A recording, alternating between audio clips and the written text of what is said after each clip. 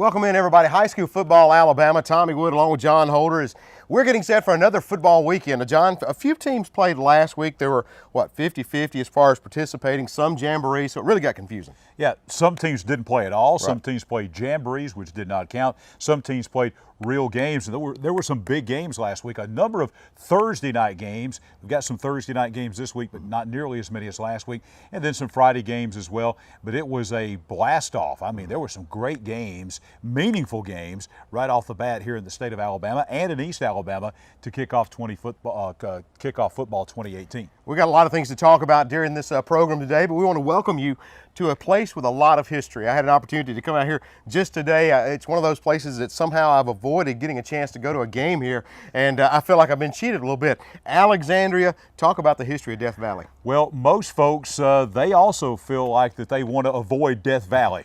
Most teams do, because so many great wins by Alexandria over the years here at Lou Scales Stadium, Larry Ginn Field here at Death Valley. It's had the Death Valley moniker for a lot of years because most teams, their hopes of winning the football game against Alexandria usually die in this stadium. It has been one of the more storied venues for high school football in this state, in any classification, and they've got a big one coming up this week. We'll talk more in depth about it, but one of the reasons we're here is because their home opener is Friday night. They played Thursday night down at Talladega. That was the debut of Todd Ginn as the head coach at Alexandria. They'll come back here this Friday night, and it will be the home debut of Todd Ginn, the son of Larry Ginn, Larry Ginn Field, the legendary coach at Alexandria, and of course he's the new head coach, and he will lead the Valley Cubs out of the Harold Warren Fieldhouse down there to our left onto this field for the first time as being the head coach onto the field named for his dad.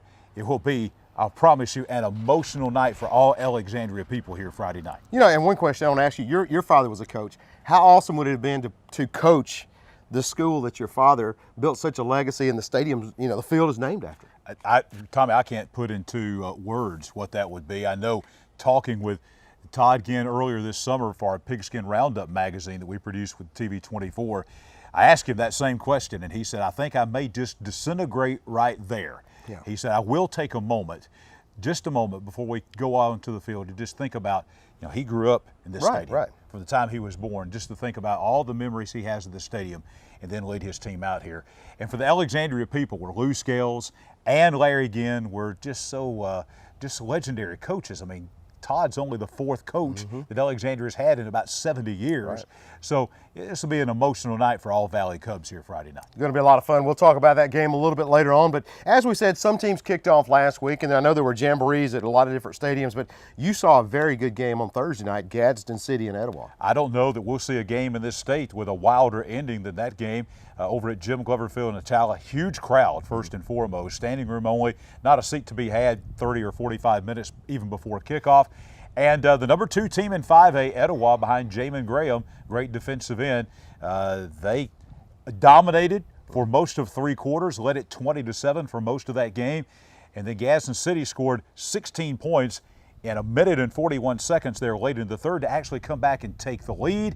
They dominated defensively for most of the fourth quarter and were ready to run the clock out. They were running the clock out their own 9-yard line with a minute and 15 seconds to go. And if you got a little age to you, might remember Clint Sterner at Arkansas running the clock out against Tennessee at Neyland Stadium.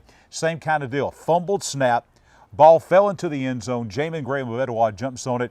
Etowah now has the lead with 1:15 to go. Gadsden City still had a chance, Tommy. They drive all the way down to the Etowah 22 with 8 seconds to go in the game. A sack. This time, Jamin Graham again picks up the ball and runs 75 yards to the house as time expired. 2 touchdowns, both by Jamin Graham, both defensive scores in the last 1:15. He was the AHSAA Prep Spotlight Player of the Week for the entire state of Alabama.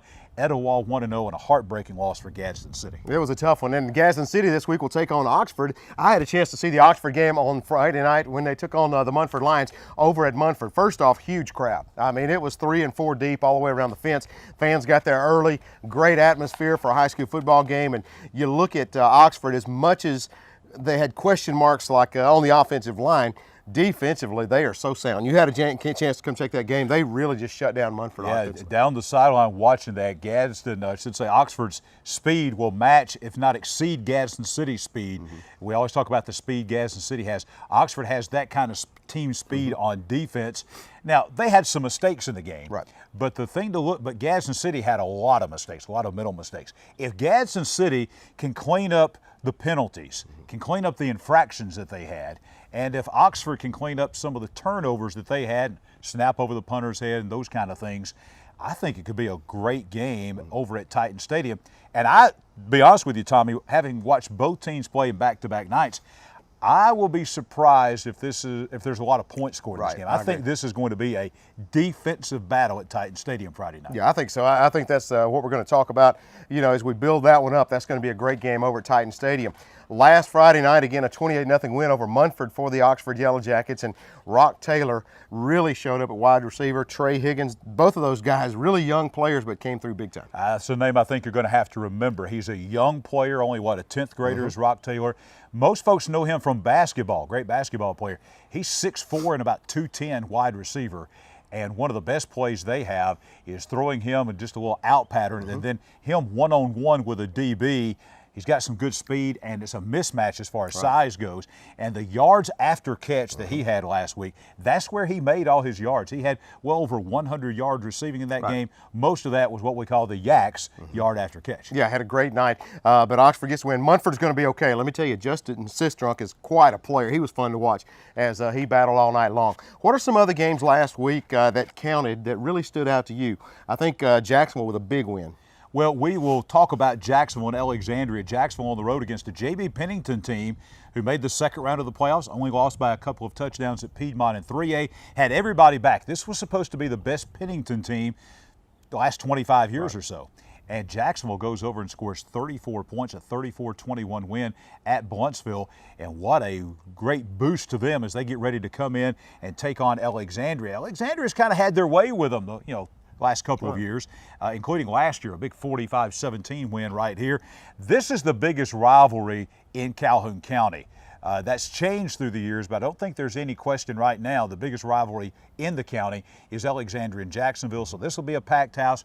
We mentioned the Todd Ginn angle on this, but this is a very talented Jacksonville team coming in here. I think it's going to be a good game. This will be my second stop on the Pigskin Roundup out on the Pig Trail Friday night. Is right here, should arrive sometime in the second quarter, and I expect it to be tight when we get here. Also, in one game last week that stood out to me, Weaver, we knew they were going to be talented. Shamar Spinks, 265 yards against Cleburne County as they get the win over the Tigers. Very impressive to go into Bill Bryan Stadium and score 49 points against Cleburne County.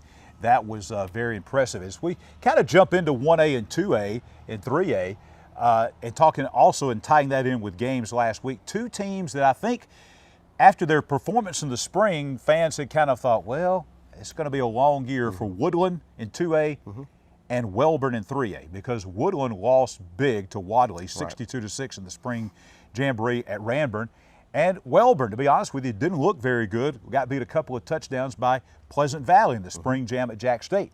Totally different story Friday night. Woodland beats Fayetteville 27-0. Jeremy Stanford, what a great performance by them. Of course, they get Wadley this week, the same team that beat them so badly in the spring down at Wadley, so we'll see how much they've improved over the summer. And Walter Welborn at home on the hill against Oak Grove, 55 points, 55-13. They had trouble scoring in the spring, no trouble scoring last week.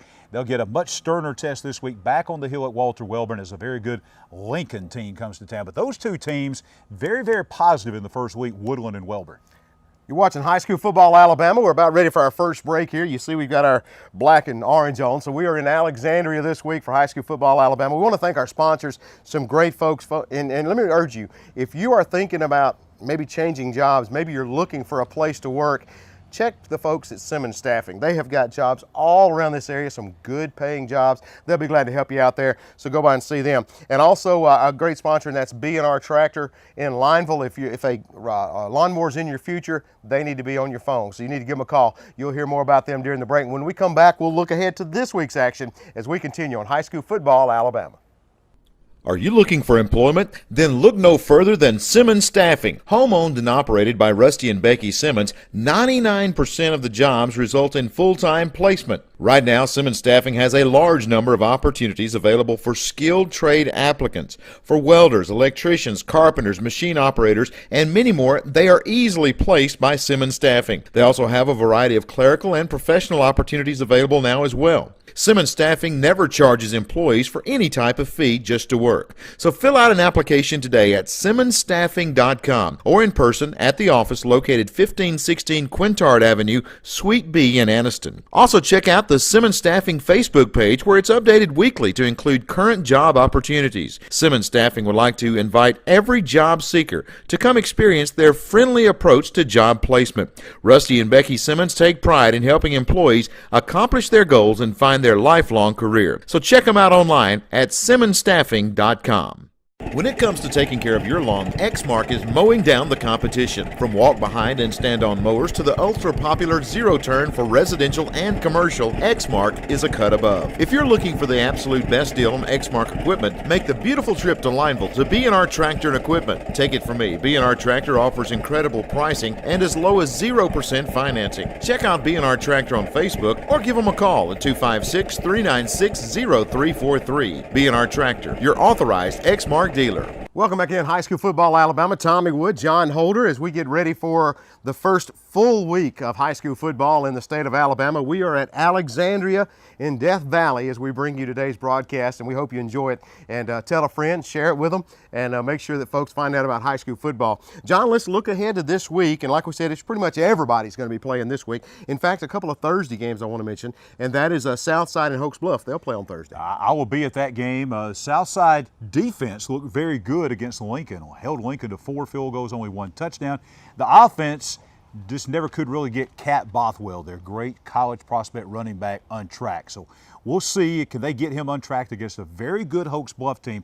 Hoax Bluff played a jamboree last week against Pleasant Valley. And Coach Mike Robertson was on our Pigskin Roundup show last week and said they just didn't play a whole lot, do a whole lot. I think they only played about 2 quarters, actually, not even really a full jamboree. So this will be the opener for them. Packed house again. This will be one of those deals like what we'll see here at Death Valley where they'll be standing room only. They're bringing in extra bleachers and things like that at Southside. So a big rival game. I think that's probably the biggest rivalry in Etowah County is Southside and Hoax Bluff. So a big Thursday night encounter out there.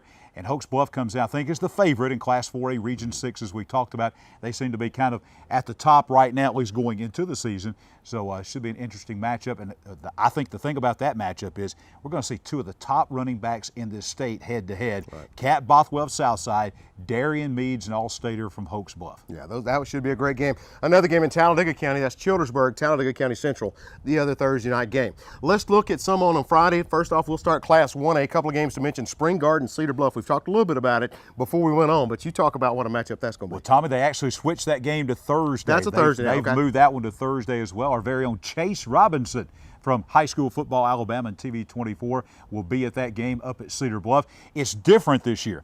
This, I think, is the biggest rivalry in Cherokee County over the years. The reason for that is, over the last several years, it has basically come down in region play to Cedar Bluff and Spring Garden. Usually that game has decided for the last several years the region title, and it's a big rival game.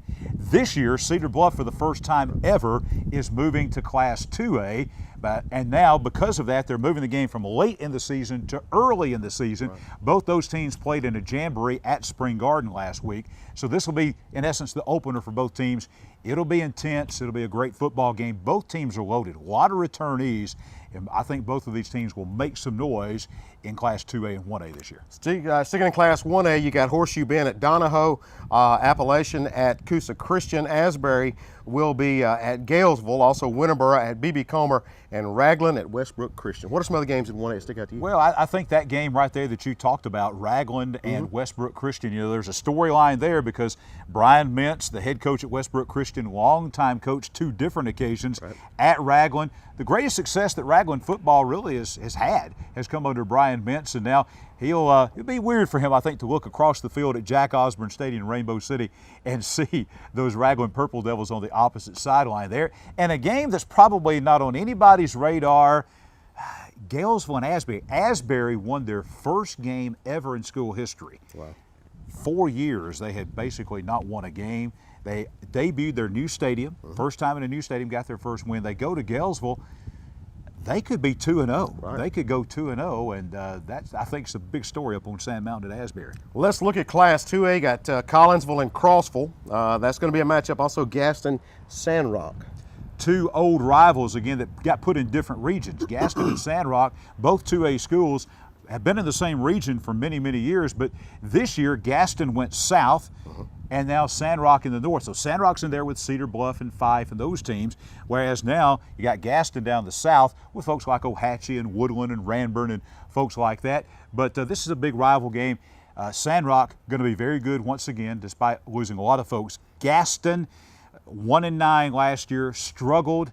How much they'll be improved? How much better will they be improved? That'll be the big question, I think, heading into that game. And I think that's going to be a tremendous game to watch. This week we're at Alexandria. Last week we were at Sachs. Now the Wildcats get a shot at Cleburne County. That should be a pretty good matchup there as well. Cleburne County gave up 49 on the road at Weaver over at Bill Bryan Stadium. And it does not get any easier. Right. Sachs dropped down from 4A to 3A. Sachs last week went to Montgomery to take on an Alabama Christian team that won 10 games last year. I think folks saw in the paper, well, Sachs won 35-22. They trailed at one point, had to rally to win. But keep in mind, this was a 10-win team that was loaded with everybody back. They make the 2.5-hour trip to Montgomery and win it 35-22. A big play Sachs offense. You've got basically Jonathan Cobb, and then behind him about 3 or 4 more running backs that can take it to the house on any play. I think they had 4 of their 5 touchdowns were over 50 yards against Alabama Christian last week. And this is a Cleburne County team that gave up a bunch of big plays against Weaver and Shamar Spinks. So that, I think, Michael Short and his team welcoming Sachs into the pit over in Heflin. Tommy, the imperative is you got to shut down the big plays. Yeah, you got to do that and find a way to control that. But, Cleburne County did score 34. That is a lot better. That was a big problem last year. They were able to get some points on the board. So that offense is coming around. They've got to find a way to match up the defense this time. It was an entertaining game out at Weaver. I think this will be entertaining as well. Probably a lot of offense. How about this one? Glencoe at Ranburn this Friday night. Not a matchup that we typically see. Right. Both teams last week played Jamboree games, so this is the opener for both of those teams. Teams that kind of be trending going in opposite directions based off last year, where Glencoe ended the season. They went through a coaching change, and they were just pretty bad, to be honest with you, at the end of the season. The wheels kind of fell off, whereas Ranburn at the end of last season, they had that big playoff win on a Thursday night at Tarrant in the 2A playoffs, played Lamar County at home in the second round of the playoffs off their feet, I think 17-7, the loss in that game. It's a Ranburn team that's trending upward, a Glencoe team, though, with Brian Allred, who's going to try to stop the bleeding over there. Right. So it should be an interesting game between Glencoe and Ranburn. Pretty good journey there for Glencoe to travel all the way to Ranburn, Alabama. Piedmont at Addison this week, West End at Pleasant Valley, and a couple other matchups. Yeah, that's a couple of big matchups. One thing I want to talk about in 2A is Ohatchee. I'll be at that game. Ohatchee at home. They played in the Jamboree last week, and I think actually beat Piedmont in their half of the Jamboree. Stood toe-to-toe there with Fife and that Jamboree up at Piedmont. Ohatchee at home at the Creek Bank, taking on a White Plains team who went down and just blew Vincent off the mat, 49-18, something like that. So they are a very good team, White Plains is. They were a good team last year. Could have won 5 games last year, only won 1. If they start winning those close games, dare we say 4A playoffs, maybe for White Plains. They've got some really good talent. I think that's going to be a great game out of the Creek Bank at Ohatchee. That'll be my first stop Friday night. And again, I think we're looking at a packed house, standing room only, for an Ohatchee team that I think may contend for a 2A state title. We talked a little bit about this earlier, Talladega Munford. I think that's going to be a tremendous ball game. I had a chance to see Munford last week. Talladega much improved. They continue to climb the ladder, and I think that's going to be a great matchup between those old rivals as well. Well, all reports about Talladega, you talked with Alexandria folks and just folks that saw that game last week against Alexandria, that was not a fluke. That was not Alexandria playing badly. Just a very good Talladega team. I think we can go ahead and safely say now that head coach Ted Darby has turned the corner at Talladega. This will be a big rival game. Those schools, 14 miles apart on Highway 21. I think we'll have another packed house at Munford, and this is a Munford team. They had their chances against Oxford. If they could converted some of those situations where they had like a first and goal with a 5, that could have been a totally different ball game. This is a Munford team that'll make a lot of noise in 5A. Talladega moving to 4A. I think that's just kind of a sleeper game that most folks think, Talladega Munford, and it might wind up being one of the best games Friday night. How about Lincoln and Welborn? That should be a good one too. Yeah, we just talked about Welborn and how they really had an impressive performance last week as they had that home game with Oak Grove. Lincoln, with that big win, had 4 field goals. The Pope kid, one of those was a 47-yard field goal on the turf over at Keith Howard Memorial Stadium. This game will be at the Hill, and I think whatever happened to Welborn in the spring, that is totally gone. Right. They've got some offense with Jet Smith and those guys, and then this Lincoln team, we keep hearing a lot of good things about them. We hear they might still be a year away, but that win over Southside last week, Christmas might be coming early to Lincoln. We'll come back and look at the Jacksonville-Alexandria game, but also winding up 4A, you got 4A Anniston at 4A Montgomery Catholic. Montgomery Catholic, a team that we saw in the spring Right. up at Jacksonville State in the spring jamboree. They were totally outmatched against Callaway, Georgia. But you could see the talent. 4A in Alabama, this is a quality team. They had a great season last year, and this will be a tough road for Rico White making his debut for Anniston on the road in Montgomery, making the same journey that Sachs did last week to take on the Knights of Montgomery Catholic. A tough first game for the Bulldogs. Let's look at 5A. This one is a big one down in Clay County. Clay Central taking on Benjamin Russell. Of course, Danny Horn has been coaching at Benjamin Russell after he left Clay County to go to Benjamin Russell. Now he comes back, and wouldn't you know it, the first game of the season that counts is going to be against each other. He's had some interesting games in his first games. As you say, living Clay County, go to Ben Russell, they play Clay Central. Then he leaves Ben Russell, comes to Clay County, first game's against Ben Russell. Just a small game down there. Tommy, tell us about that game and your perspective on that, because I know you're close to both of those programs, have a lot of insight to both Ben Russell and Central of Clay. This is a kind of a mystery game. It really is, because Kevin Smith is the new head coach at Benjamin Russell, and really his first head coaching job. And they played well last week in a jamboree. They expect great things, but you look at it, a new coach, and you're going against another guy that's coached 48 years, it seems like. Coach Danny Horn has had his share of big games. You look at Benjamin Russell; they've got plenty of talent. They've got some young players, but Central Clay, it's one of those where they've kind of been on a mission. They played well against Shades Valley last week. Depth is still not where Coach Horn wants it to be, but I see it improving. They're a lot stronger than they were last year.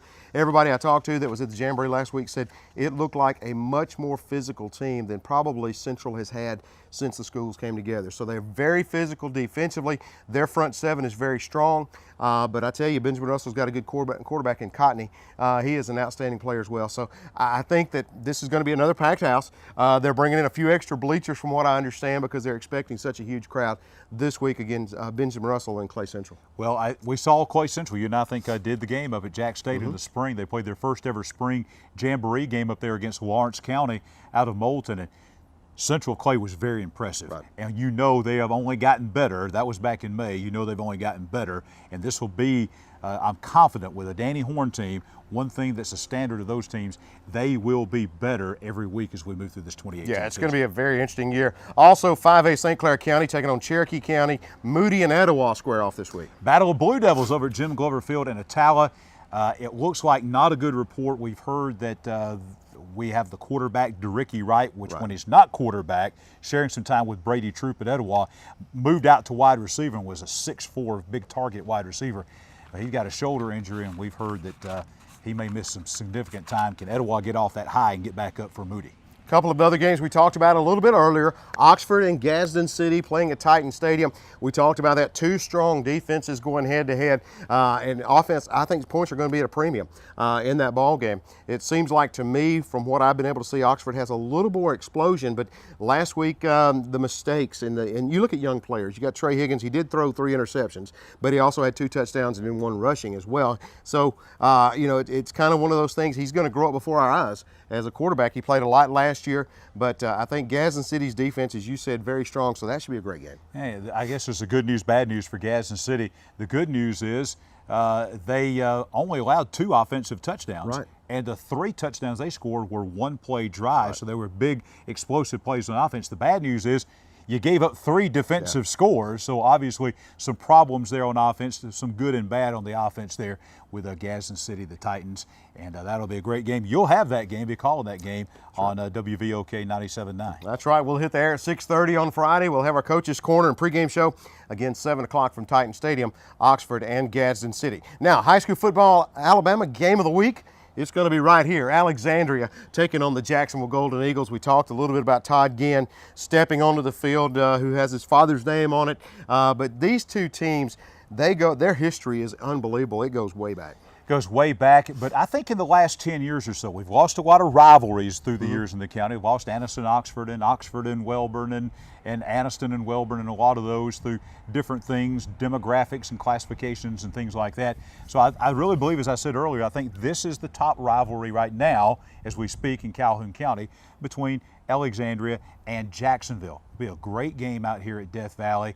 The sun has finally gone in, but get prepared when you come out here. It will not be like last week. Last week when you went out to the high school games, there's a little bit of a touch of fall in the air. Ain't going to happen this week. Right. It's going to be full bore summertime, so prepare for that as you come out to this game and all the other games. We'll have highlights for you on Pigskin Roundup on TV 24. I'll be here at Ohatchee and at Southside on Thursday and Friday nights. All right, John, we're about out of time. Before we get out of here, talk a little bit about the Pigskin Magazine. Pigskin Magazine, as the cover, is about Alexandria and about Saxon Weaver as well, because it's talking about the Ginn coaching tree, Larry Ginn, and how he has produced Todd Ginn, Darrell Hamby at Weaver, Jonathan Miller at Sax, and how all 3 of those programs very good. All 3 of those programs are sitting here, 1-0 now to begin the season, and how they were influenced by the legacy of Coach Ginn. So that's the cover story, a lot of information in there. Previews of 36 high school teams, all your schedules week by week and team schedules there. Absolutely free. You can pick that up at locations all across the Anniston-Gadsden area. Folks, we encourage you to go to a stadium this Friday night or Thursday night, if the case may be. Get out and support your favorite team, and let's enjoy some high school football. And next week, we'll get back together again and talk about what's going on as we really dive into the second full week of the 2018 season. For John Holder, I'm Tommy Wood saying see you next time on High School Football, Alabama.